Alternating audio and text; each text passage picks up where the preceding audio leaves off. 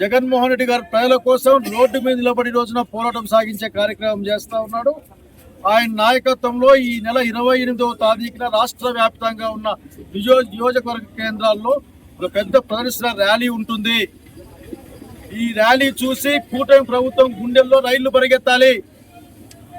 అసలు ఈ ర్యాలీ గురించి తలుచుకుంటుంటేనే ఆఖరి కనీసం నిద్ర పట్టకూడదు. ఆ గవర్నమెంట్ మెడికల్ కళాశాలల్ని ప్రైవేట్ మెడికల్ కళాశాలగా మార్చడానికి భయం పుట్టాలి ఆఖరికి చంద్రబాబు నాయుడు అతని ప్రభుత్వానికని చెప్పదలుచుకున్నాం.